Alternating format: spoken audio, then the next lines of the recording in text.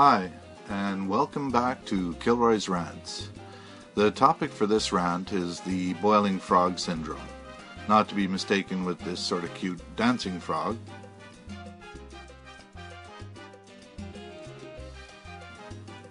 No, there really is no comparison. Now, in order to be Prime Minister in this country, Canada, you must be bilingual. As a matter of fact, you can't even begin to think of running to be the leader of the official opposition party in Canada either, unless you are bilingual French and English. Just about all government employees now must be bilingual, not to mention nurses, fire chiefs, police chiefs, airplane pilots, and most teachers as well. Generally speaking, most employees that have any kind of contact with the public in Ontario must be bilingual French and English. More and more nowadays, it seems these jobs and many other employment opportunities in Ontario are demanding that applicants be bilingual.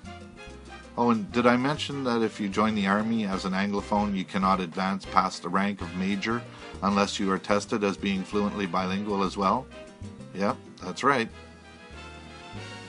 If you look at this May 2011 census chart, you can clearly see that this must be bilingual French and English criteria leaves the majority of English tax-paying citizens of Ontario who are trying to find work or follow a career in their own province unable to do so.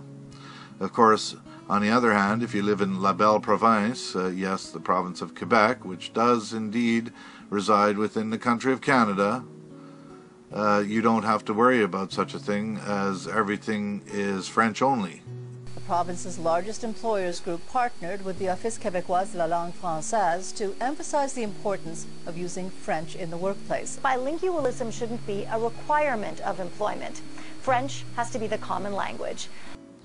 Don't kid yourself. The powers that be that are responsible for this bilingual essential criteria, which has taken hold in Ontario, in the federal and provincial governments as well as military, will not stop with just Ontario. They will not be happy until this bilingual criteria is dominant in every province all across Canada. This, despite the fact that the French population in many of these areas is minuscule.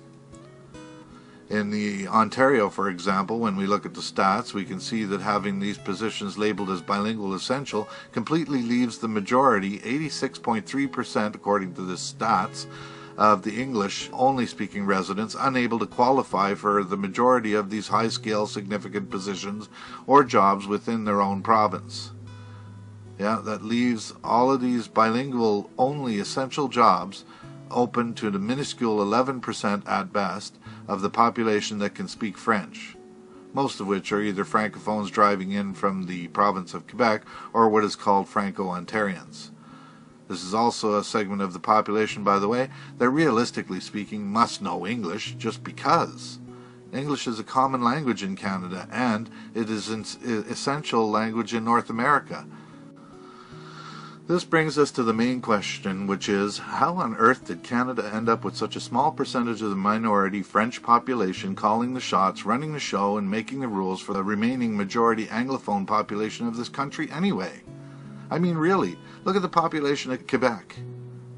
They do whatever they please, including passing laws like Bill 101, which makes the English language practically illegal, and which has two clauses in it that say, and I quote, Clause 45, an employer is prohibited from dismissing, laying off, demoting, or transferring a member of his staff for the sole reason that he is exclusively French-speaking, or that he has insufficient knowledge of particular language other than French. And Clause 46, an employer is prohibited from making the obtaining of an employment or office dependent upon the knowledge of a specific level of knowledge of language other than the official language, French. Need I remind everyone yet again that Quebec is still just a province inside the country of Canada, a country with a common language that is English? Yes, they have basically outlawed the English language and the English culture in that province. Even among healthcare workers in Quebec, they don't even have to know English to accommodate more than 1.2 million English-speaking Canadians who still live there. A couple in Vaudreuil is fuming. They say an ambulance paramedic refused to speak English. And this as their 2-year-old daughter was having a seizure on the floor. Bergeron says he was told by the ambulance service that there is no law in Quebec that requires paramedics to speak both languages.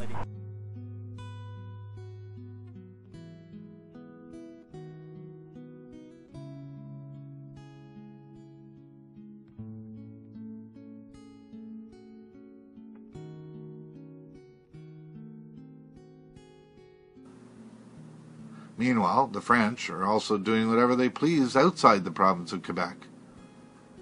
They have French-only healthcare clinics in Ontario.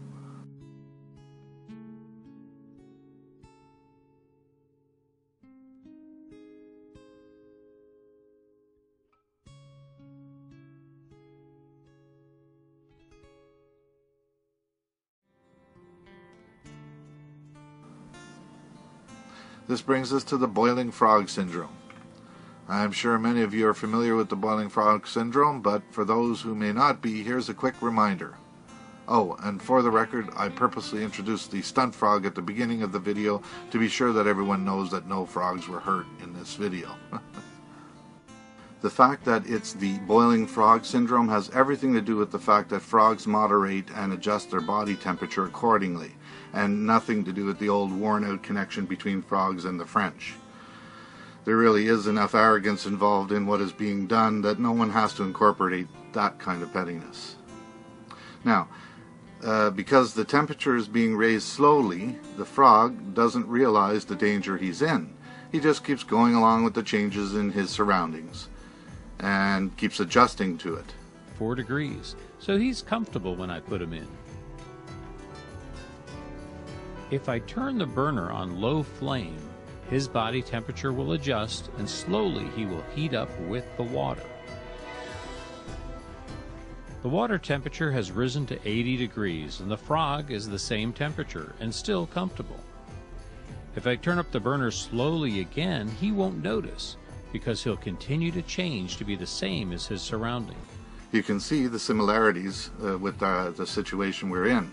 The majority Anglophone Canadians have not yet realized the danger we are in.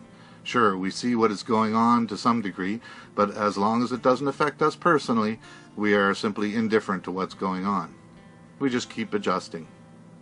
But by the time the frog realizes it's killing him, it'll be too late. Because we're raising the temperature slowly, he doesn't recognize the danger he's in. He just keeps going along with the changes in his surroundings. Eventually, we can turn up the burner to a deadly boil. He will just keep trying to adjust with it. By the time he realizes it's killing him, it's too late. He won't notice in time because he just keeps changing himself to go along with the changes in his surroundings. Now, the Anglophones in Canada must not be like the frog. We must not wait until it's too late. Don't just sit back because it's not affecting you. You must pause and take a moment to realize that it is affecting your fellow Canadians. Those who live under repressive laws in the province of Quebec, those who are majority English-speaking in Ontario trying to find work and who cannot because they cannot speak the minority language, French. Just like the frog, if you just keep adjusting and letting things carry on, then one day, maybe in the not-too-distant future, it will be you that is affected and you that cannot get a job because you can't speak French. The answer is not that the majority 80% Anglophones in this country should simply give in and learn French. Why? Why should the 80% adapt to the 20%? Haven't we offered enough? Haven't we allowed the French enough to placate them? No. The answer is to be proud of our place in this country. The answer is to push back and say, sure, we accept that you want to save your language and your culture. Yeah, that's a very noble cause, and we wish you all the best in that endeavor, but we will no longer allow your efforts in the name of your cause to continue at the expense of the English language and the English culture in this country. After all, simply keep adjusting. It may not literally kill us, but you can be sure that it will wake up one morning in a Canada that you do not recognize. A Canada whereby if you want any job at all, you will have to speak French. A Canada where the English language and the English culture will have been taken over and literally pushed aside.